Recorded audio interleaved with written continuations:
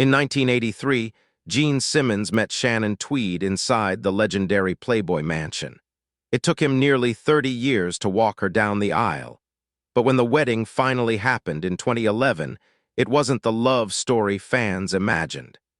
It was a cover-up for a scandal that threatened to blow his entire empire apart. Now, shocking, never-before-seen clips from their reality show reveal secrets that were supposed to stay buried. His son got dragged into a plagiarism mess, and brand-new legal files from 2025 exposed disturbing claims from women who once worked for him. The rock god who bragged about sleeping with 4,800 women is finally facing a reckoning that could end far worse than his outrageous reputation.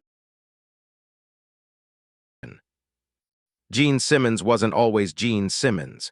He was born as Chaim Witz on August 25, 1949 in Haifa, Israel.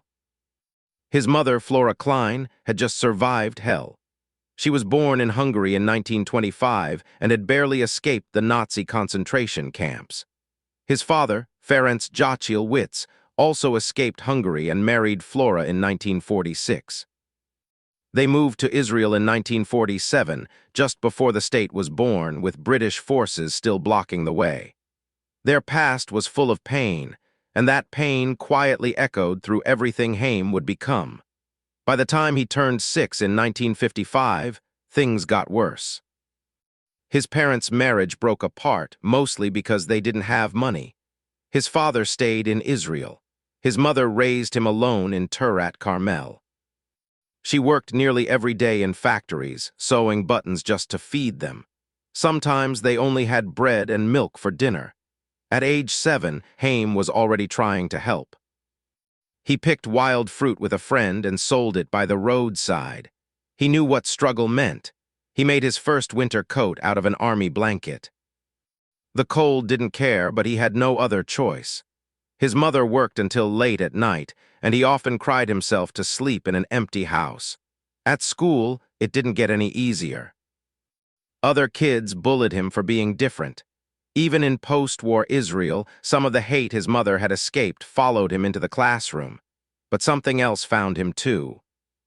Comic books, American ones, Spider-Man, Superman, they became his escape. He couldn't even read English yet, but he tried anyway. By age 7, he was already speaking Hebrew, Hungarian, and Turkish. And now, he was secretly picking up English too, all because he wanted to understand the heroes in those comics. In a world still healing from war, where food was limited and hope felt rare, those stories gave him something to hold on to. His mother didn't talk much about what she'd been through, but the pain was always there. By 1957, Chaim had started to see it more clearly. She had been just 14 when the Nazis forced her into labor, picking potatoes in fields while soldiers watched with guns. She wore clothes marked with crosses, moving between camps, watching her world vanish one relative at a time. She didn't need to explain it with words. Her silence, her overprotectiveness, and the way she sometimes cried without reason, Chaim understood. It left something in him too, a need to never feel weak, to never let anyone see him break. That same year, in 1957, Flora made a decision that would change everything.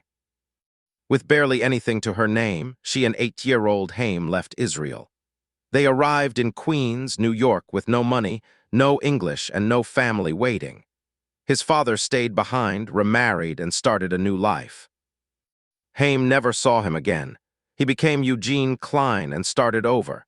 Flush toilets and TV dinners amazed him, but adapting wasn't easy.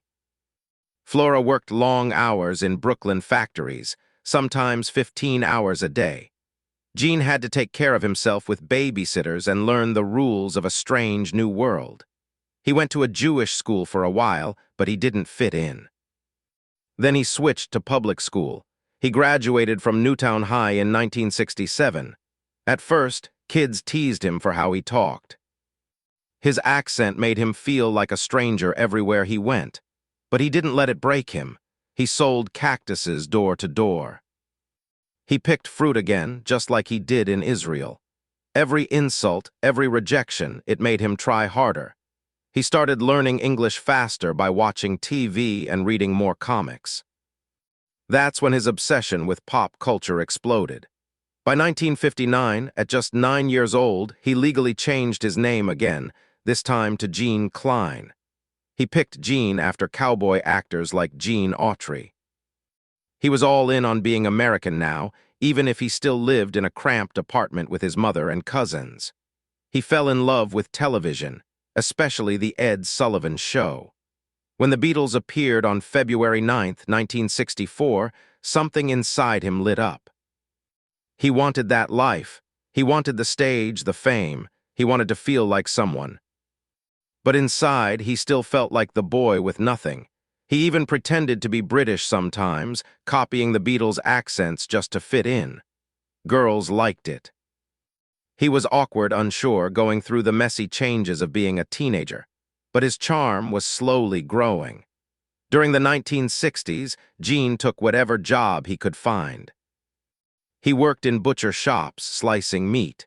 He worked in delis behind the counter. He earned just $1,025 an hour, but he saved every bit of it. Poverty had taught him to count every cent. He stayed away from alcohol, even at parties. He noticed how older guys got drunk and sloppy. He stayed sharp. That's how he got girls, he said it himself. He used his clarity while everyone else lost theirs. He started learning guitar, practicing constantly. After seeing the Beatles on TV, he couldn't stop.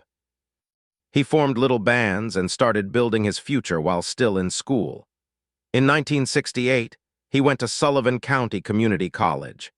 He studied education, got an associate degree by 1970, and even taught 6th grade in Spanish Harlem for $75 a week. But his heart wasn't in the classroom. He joined up with Paul Stanley and formed a band called Rainbow, which soon became Wicked Lester in 1970. They played at clubs at night, worked other jobs during the day. Gene even worked at a fashion magazine. He also did translation gigs using the Hungarian, Turkish, and Spanish he'd picked up as a kid from babysitters and neighbors. But music was where his soul lived. He tried different sounds, even recorded some solo songs under his name. All the while, he was sending money back to his mother, still carrying the weight of her survival and everything she'd lost in 1945. Then there was the part of his story that shocked even his fans. Gene Simmons says he lost his virginity at almost 14 years old in 1963. He was just a kid on a newspaper route. One winter evening, right before Christmas, he knocked on a customer's door. She answered, crying, wearing only a thin nightgown.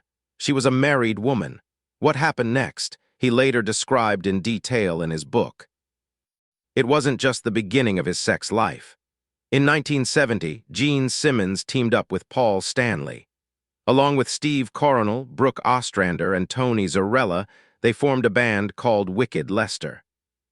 The sound was a strange mix of folk and rock, born out of the unpredictable music scene in New York City. By October 15, 1972, they had recorded a full album at Electric Lady Studios, which had been built by Jimi Hendrix. Epic Records had paid a lot to make it happen, but their A&R director, Don Ellis, absolutely hated it. He called the sound too messy and too strange for radio, so he shelved it forever. That rejection hit Gene hard. He'd poured himself into the project, and now it was dead before it even began. Furious, Gene and Paul fired Steve Coronel, brought in Ron Lejak for a short time, and then shut down Wicked Lester entirely. But that wasn't the end. After Kiss became famous, Gene and Paul paid $138,000 in 1977 to buy back the old Wicked Lester tapes, just to make sure they never got released. They feared the old sound would ruin the hard-edged image they were now building. Still, bootlegs leaked online later, revealing songs like She and Love Her All I Can, which Kiss would later re-record without crediting the original lineup. That failed band gave birth to something bigger.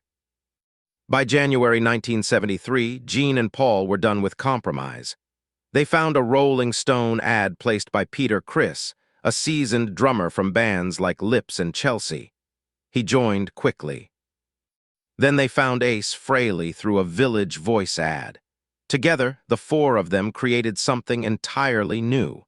This wasn't going to be a regular rock band. It was going to be a wild, over-the-top show with makeup, fire, and fantasy. Inspired by the shock rock of Alice Cooper and the glam style of New York Dolls, they launched Kiss. Their first show took place on January 30, 1973, at a small club in Queens called the Coventry, which used to be called the Popcorn Club. Only 3 people showed up, some of them girlfriends of the band. But that night, Gene breathed fire on stage for the first time. It was a spectacle nobody forgot. Without a single hit song or any airtime on MTV, they built a following. Word spread through fan magazines and live shows, not through the radio. Within 18 months, they were headlining Anaheim Stadium in 1974. Gene later said their makeup was so strange and unforgettable that it just stuck in people's minds. It was raw, it was weird, and it was spreading. In 1973, Gene created the Demon. Inspired by horror films like Black Sabbath and comic book characters like Black Bolt, he painted bat wings around his eyes and started breathing fire and spitting blood on stage. He had learned the tricks from a professional. When the band first started experimenting with makeup, they had no real plan. Gene went for horror. Peter drew whiskers on his face like a cat. Ace made himself into a space alien. They stood in front of mirrors, painting wildly, trying to make something nobody had seen before. Their early shows barely drew a dozen people. At the Coventry, crowds ranged from 10 to 15, sometimes fewer. But those few people left talking. Even before the internet, kids were spreading the word. Gene said it felt sticky and strange, but it was working. That makeup and fire and blood turned frustration into fascination. They didn't need a radio hit, they just needed to be unforgettable. In August 1973, a man named Bill Alcoin saw Kiss play at the Hotel Diplomat. He believed in them so much that he promised to get them a record deal within 2 weeks, and he did. By November 1st, they had signed with Casablanca Records, a brand new label run by Neil Bogart. Peter Criss was so excited when he heard the news that he literally fell off his platform heels. The band quickly recorded their first album with help from producer Eddie Kramer. It was released on February 18, 1974. Sales were slow at first, only 75,000 copies. But the band didn't stop. They played over 300 shows that year. Casablanca Records was nearly bankrupt, but Kiss's constant touring kept them alive. Neil Bogart doubted their makeup gimmick at first, but when he saw the crowds growing, he knew it was working. By 1975, they were filling stadiums, all without a single major radio hit. Gene called it a gamble that turned them into legends. During those early years, Gene developed a strange habit. He began taking Polaroid photos of his sexual encounters. Each woman had to hold up the hotel key as proof. Over the years, he claimed to have taken nearly 5,000 of these photos, boasting in interviews that he had slept with more than 4,600 women. He even showed the photos to friends and guests. Grace Slick from Jefferson Airplane called it disgusting. Gene kept them all locked in a box. His wife, Shannon Tweed, found them after their 2011 marriage and burned them live on their reality show, ending that chapter of his life. While Gene never touched drugs, his sex addiction became part of his wild on-stage persona. From small clubs to massive stadiums, he turned chaos into a performance and into power. Everything changed on September 10, 1975. That's when they released the live album Alive. It was loud, unfiltered, and filled with the madness of their shows. You could hear the fire, the screams, and the blood in every track. Songs were recorded in places like Detroit, Cleveland, Wildwood, and Davenport throughout that year. On May 16, June 21, July 20, and July 23, the album went quadruple platinum, selling over 4 million copies. It reached number 9 on the Billboard charts and stayed there for 110 weeks. That record saved Casablanca from going under. There was even a lawsuit against Neil Bogart at the time, and Kiss's success pulled the label back from the edge. The album title, Alive, was a nod to Slade's 1972 live album, which had inspired them. It was proof that the makeup, the fire, the madness, it all worked. Suddenly, they weren't just a strange band. They were the future of rock. In 1976, they pushed further. Destroyer came out on March 15 with producer Bob Ezrin at the helm. He added strings, a choir of children, reversed drum sounds and sound effects, shouted out loud, hit number 31 on the Billboard Hot 100. Gene's song, God of Thunder, was filled with screams and darkness, but Ezrin didn't make it easy. When the band gave him 15 demo tracks in August 1975, he threw out almost all of them. He rewrote their songs, rearranged the music, and even played the bass himself on Detroit Rock City. Some tracks stole ideas from classical music, like Beethoven's Sonata Pathétique, sampled for Great Expectations. Rehearsals began in August 1975 during a break in the Alive tour, and recording sessions continued at Electric Lady Studios through September and January. Gene's ego grew with each success, and while Ezrin polished the sound, Gene made sure his own persona stayed front and center. By the late 1970s, the tour became more than just concerts. They were full-blown spectacles. The Dynasty Tour in 1979 ran from June 15th to December 16th, with Gene flying across the stage and Ace Frehley's guitar shooting rockets at smoke-spewing props. Their technician, John Elder Robeson, created these jaw-dropping effects. They played 92 shows across North America, but cracks were showing. Some venues were too empty, like the canceled Pontiac Silverdome shows or the downsized Lowe's Angels gigs. Peter Criss was struggling. His drug use got worse. He started sabotaging shows, stopping drumming mid-performance just to lash out. Gene called it self-destruction. By the final show in Toledo on December 16, 1979, it was clear the original band was falling apart. Fans felt the shift, and disco had crept into their sound. Families started coming to shows instead of hardcore rock fans. Gene kept flying, but the band was coming down fast. In 1978, everything got stranger. NBC aired a bizarre TV movie called Kiss Meets the Phantom of the Park on October 28th. It was produced by Hanna-Barbera, the same people behind Scooby-Doo. Kiss played themselves, superheroes battling an evil inventor in a theme park. Gene improvised lines about world domination, echoing his real-life plan to turn Kiss into a global brand. The acting was terrible, and fans hated it. Gene loved the attention, but the rest of the band tried to pretend it never happened. The movie was so embarrassing that people on set were banned from bringing it up later. Still, it became a cult classic, especially in Europe, where it was renamed Attack of the Phantoms. The project proved that Gene's ego wasn't just big, it was unstoppable. That same year, all four members released solo albums on September 18th. Gene's record outsold some of Kiss's actual group albums. It included strange covers like When You Wish Upon a Star and guest appearances from Cher and Bob Seger. His songs talked about radioactivity and twisted fantasies. Meanwhile, Kiss released Dynasty on May 23, 1979, with I Was Made for Lovin' You, reaching number 11 on the Billboard chart. It sold over 1 million copies and went platinum in 5 countries, but the disco influence hurt their image. Rock fans walked away, and ticket sales collapsed. Venues shrank, the magic was fading. Peter Criss played drums on only one track before quitting for good. The cracks had become splits. On September 18, 1983, Kiss did the unthinkable.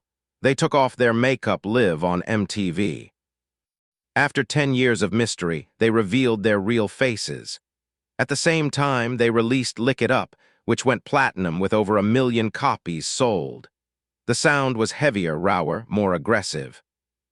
The gamble worked, sales jumped and fans came back. Gene saw it as a rebirth. By then, Kiss had over 100 licensed products, from action figures to lunchboxes, making millions in merch. The masks were gone, but the business was booming. In 1984, Gene took a break from music and stepped into Hollywood. He played the villain Luther in the sci-fi thriller Runaway, directed by Michael Crichton. He was a mad scientist who used killer robots to murder people. Drawing from his demon character, Gene delivered lines with dramatic flair and died at the hands of his own creations. Meanwhile, back in the band, Peter Criss had been fired in 1980 after his addiction got out of control. Gene called it a necessary amputation. Eric Carr stepped in as the new drummer, known as the Fox. It was a painful loss, but it helped them start fresh. In 1989, Kiss released Hot in the Shade with the ballad Forever, hitting number 8 on the Billboard Hot 100. It sold over 500,000 copies and became their biggest hit in the no-makeup years, but the sound was soft, more romantic than rebellious. Fans were confused, but the sales said otherwise. Behind the scenes, Gene was still chasing women. His affairs disrupted the band's work. He missed sessions. He picked Hollywood over rehearsals. Eric Carr sang his first lead vocal on Little Caesar, but it would be his last album before his death in 1991. Gene's distractions nearly tore everything apart. In his 2001 autobiography, Kiss and Makeup, Gene revealed the full truth. He had slept with over 4,800 women during his time in the band. One of the wildest stories came from the late 70s. He was dating Cher between 1979 and 1980, but ended up falling for her best friend, Diana Ross. It started with a simple Christmas shopping trip and turned into a full-blown love triangle. Cher never forgave them. The scandal blew up in People magazine, and it became one of the most famous betrayals in rock history. Gene stayed friends with both women, but the damage was permanent. Then came the biggest twist of all. In 1996, the original members of Kiss reunited. The Makeup returned. The shows sold out everywhere. They performed in 75 cities, played 92 shows, and sold 1.2 million tickets. The tour made $143 million, but behind the scenes, things were tense. Fraley and Chris were paid flat rates of $80,000 per show, while Gene and Paul took $110,000 plus profits. Lawsuits followed. Old wounds reopened. The success was real, but so were the problems. Even as they broke records, they were breaking apart again. From 2006 to 2012, Gene Simmons let cameras follow him in a reality show called Gene Simmons' Family Jewels. It gave fans a front-row seat into his home life with his longtime partner, Shannon Tweed, and their 2 children, Nick and Sophie. The show ran for 7 seasons and became A&E's second biggest hit after Dog the Bounty Hunter. While the series painted a picture of a softer, more family-focused Simmons, it left out most of his wild past. Then, in 2008, a sex tape surfaced showing him with another woman. He took legal action, calling it a violation of privacy. But the biggest twist came in 2011 when, after 28 years of avoiding it, Gene finally married Shannon. The wedding made headlines. Some viewers criticized the show for staging over-the-top moments, including a fake deal to buy an Australian football team, but it still managed to humanize a man once known only for makeup and mayhem. Gene's business empire kept growing. By the 2000s, he had slapped a Kiss logo onto over 5,000 products. You could find it on everything from pinball machines to condoms to even coffins. The brand was everywhere. Sales topped $1 billion. But then, in 2017, he went one step too far. Gene tried to trademark the famous devil horns hand gesture, claiming he invented it back in 1974. His filing described it as a pose with the index and pinky fingers up and thumb out, similar to the American Sign Language sign for I love you. The backlash was instant. Metal fans were furious. Critics reminded him that people like John Lennon and Ronnie James Dio had been using the gesture long before Kiss. Just days later, Gene dropped the attempt, but the stunt made it clear how far he was willing to go for control. Trouble followed him into other areas, too. In 2010, Gene was sued by ESPN makeup artist Victoria Jackson, who claimed he behaved inappropriately during a 2009 SportsCenter appearance while in full costume. She said he hugged and humped her. Gene denied it, saying his metal codpiece made that impossible. He even filed a countersuit to clear his name. The case was eventually settled, but that wasn't the only time he faced legal trouble. In 2016, a dishwasher at his Rock and Brews restaurant accused him of groping her. Another woman made a similar claim in 2017. Both cases were quietly resolved by 2018. Though he often dismissed these lawsuits as baseless, they added up and hinted at a troubling pattern. Despite everything, his fortune continued to grow. By 2015, Gene Simmons was worth more than $400 million. That didn't just come from music. It came from the mountains of Kiss merch, over 100 million albums sold, and non-stop tour. In 2012, he and Paul Stanley launched a restaurant chain called Rock and Brews, which grew to multiple locations. He also got involved in unusual ventures like The Vault, a $2,000 compilation of rare recordings released in 2017. And in 2018, he joined a cannabis company called Invictus MD as Chief Evangelist Officer. He bought into the LA Kiss Arena football team in 2013, which folded after a few years. And by 2025, his solo tour alone brought in 6 figures per show, without even needing the full Kiss setup. His relationship with Shannon Tweed began in 1983 at the Playboy Mansion. Shannon, who had been named Playmate of the Year in 1982, entered Gene's world knowing he had but they still built a life together. Their son Nick was born in 1989, and their daughter Sophie in 1992. Gene would joke that marriage was a trap, quoting Groucho Marx, but his behavior eventually pushed Shannon too far. In 2011, she stormed off the Joy Behar show, calling him a pig. Later that year, she found his collection of explicit Polaroids and burned them on air. That moment shocked fans, but something changed. Gene proposed to her in Belize on July 26, 2011, and they got married on October 1st. Nick was a groomsman and Sophie the maid of honor. It was emotional and unexpected, especially after 28 years of resisting. Their reality show didn't hide the tension. The turning point came in season 6, after a photo of Gene with 2 models at a Santa Monica event in 2009 caused Shannon to temporarily walk out. The show followed them into therapy, where she said she never agreed to be in an open relationship and felt blindsided. Gene finally opened up, admitting he had deep fears of commitment because of his childhood. The moment he asked her to marry him caught everyone off guard. The show ran for 167 episodes and pulled back the curtain on more than just their relationship. It showed the pain and pressure behind the fame. In 2018, Gene's tough guy image cracked. His mother, Flora Klein, passed away on December 5th at the age of 93. She was a Holocaust survivor who had endured the horrors of Nazi camps and lost her own mother in a gas chamber. After immigrating to Israel and then to New York in 1958, she raised Gene alone.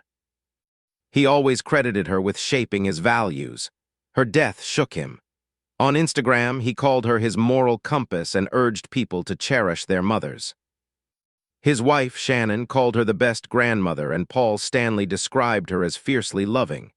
For once, fans saw Gene without the mask. Even his children weren't spared the spotlight.